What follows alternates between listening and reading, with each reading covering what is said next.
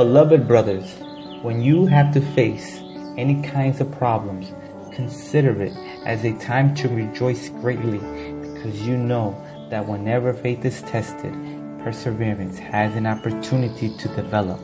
So let it grow, because once their constancy has been fully developed, they will be perfect and complete, and they will not lack anything. When everything is fine, there is nothing to do. When everything is fine, we are quiet. We are passive.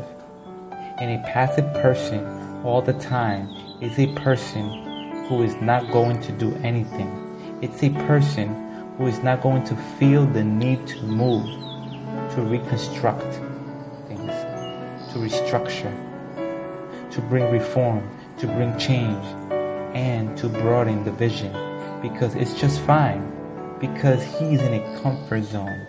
These days, I have been surrounded by constructions. You feel the blows here and there all the time, workers going up and down, doing their work. I meditate on the word of the Lord. I meditate on the Lord and meditate on life. When the processes, the trials, the problems, the difficulties, I don't know what to name them. When any of these situations come and knocks on the door in your life, and they frighten the passivity that we have in it, it seems that the world is going to collapse on us, that everything will end, and there was no hope. And we did not get the opportunity to be victorious, because as problems appear, the first thing the circumstances try to do is cover your eyes so that you cannot see. Perhaps it leaves your ears open so that you only hear rumors and bad news, and feeds your mind and heart with fear, anxiety, and despair. And as I told you over and over, what governs our mind will have control of your whole body. And that will be the way we are going to express ourselves, how we are going to behave, how we are going to live life. We have a brief example today in the face of this pandemic, in which the confinement, the worry, the bad news, and are the breakfasts of each morning, leading one to moments of embarrassment. Let's be honest. You have felt scared, right? Some did not even look out onto the balcony of their house. We run away and hide because hope begins to be lost, and the expectations that they have result and are being diminished. All that comes when difficulties come and the problems. It's the same thing that happens in a construction. When there is nothing to do, everything is silent. But when there are reforms, the changes come. The changes are something that we generally do not like. We like to always be comfortable, right? Even knowing that if we get uncomfortable, we will be able to access something better. But yes, what we are in, we are feeling good. The first thing that comes to our mind is, why discomfort is better known bad. Good to know, right? And that is the thought. A thought. Forgive my expression, and perhaps my words will be strong, but they are useless. Selfish thoughts, accommodating thoughts that do not let us walk and move forward in what God has determined that He has for each and one of us. And when you give your life to God, He is an expert in making certain prefabricated items. God is an expert in building. He is an expert in designing. And therefore, He is an expert in building. When God designs us, the design accommodating Him with multiple processes, so that we will forge according to the purpose that we should live on earth. Now, sadly, when we move away from God, delay the processes, the purpose is there determined for the Lord, but we walk away. And then when God wants to work in us, we don't want to. And we go to the other side, to the side of the world. We let the world forge character in us. We let the world work us. And then the world to work us begins to hit us where it does not have to hit us. It begins to sand us where we does not have to sand us. It begins to accommodate us where we should not be accommodated. I hope to be implying this with words. And every day the blows, the hammering, the sawing, the sandpaper, everything becomes deeper and more complicated. And we believe that through those processes that the world places on us, which are simply consequences of sin, and therefore the results are frustration, death, destruction, because there is a difference when God works in us, which is for profit, which is to forge character. It's to lead us to what He has for us, even if it seems that we are in setbacks.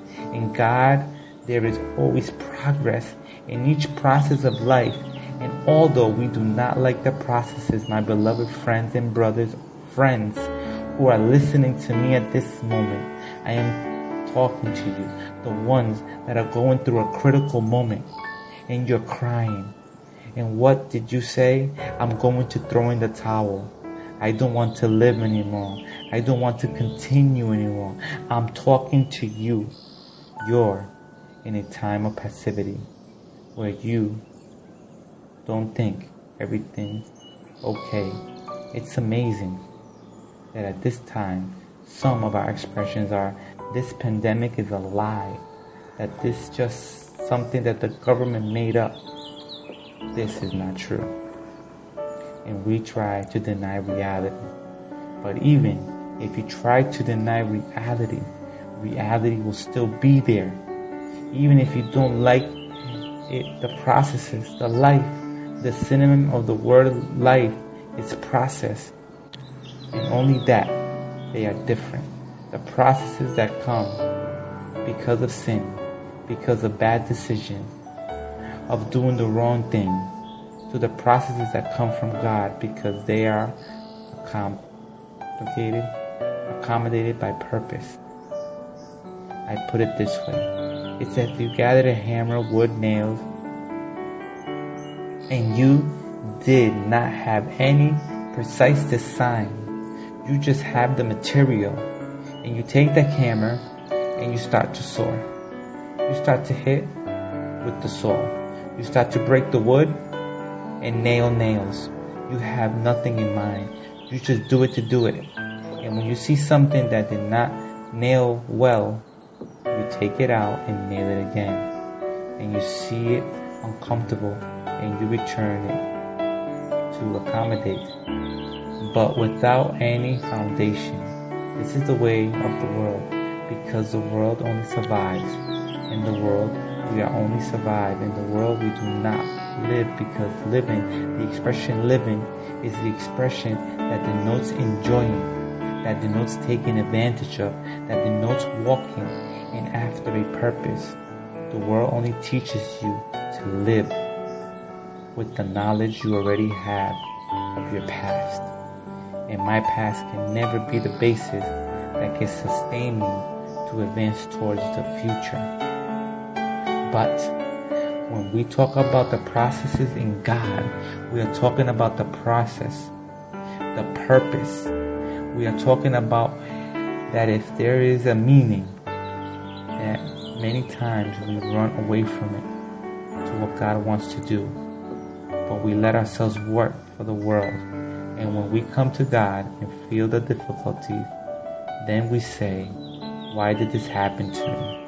I ran out of money because of this and because of the other. And it's simply God's processes to lead you to something better.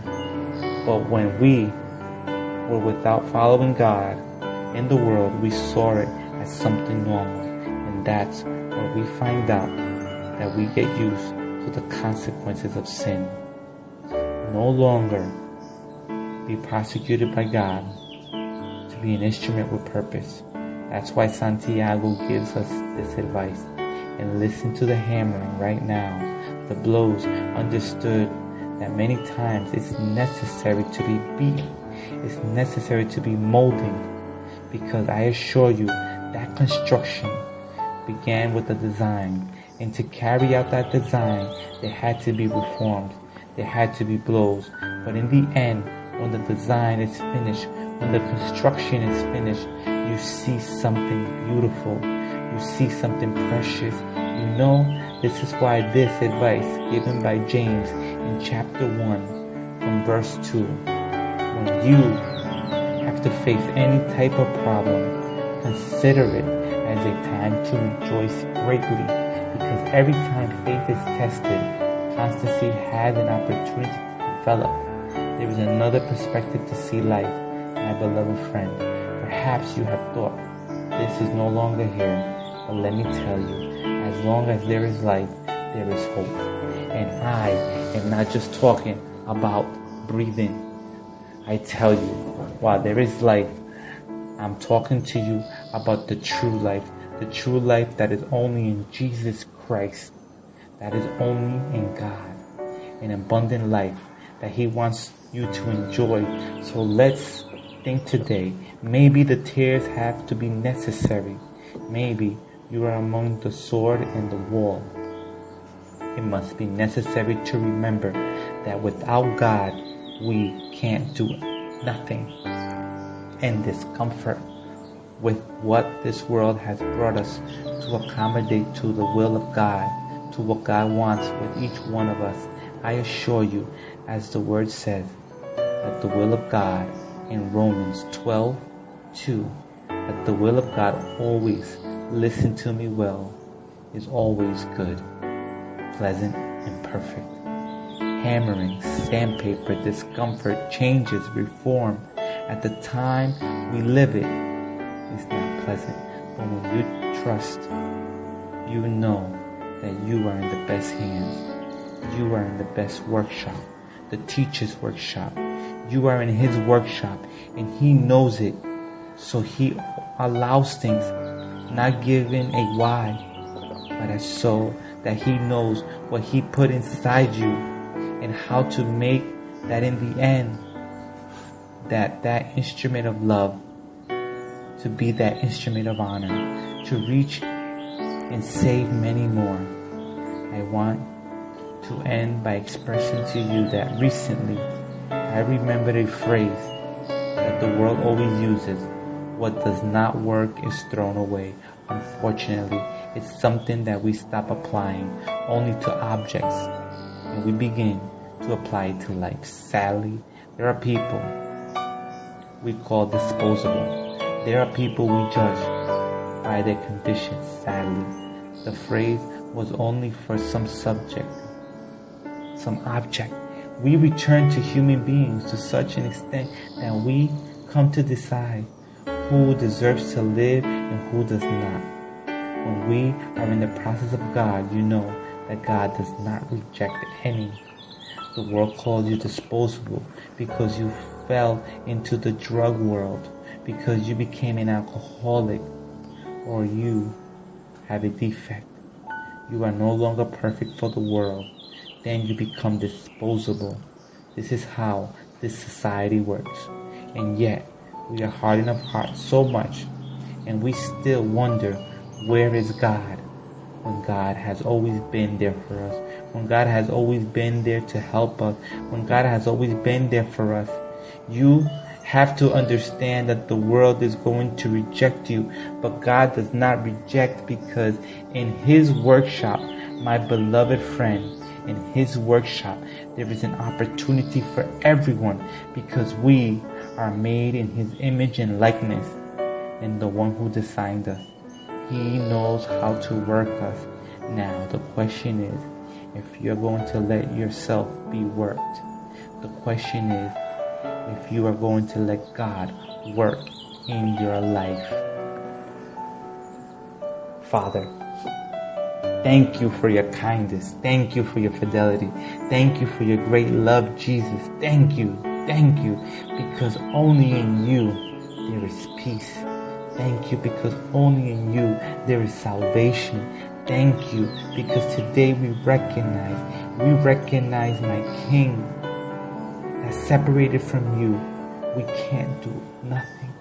Lord, I pray for each person who receives this word so that they can remain and open their lives to you, Jesus, so we can understand that outside of you there is no life.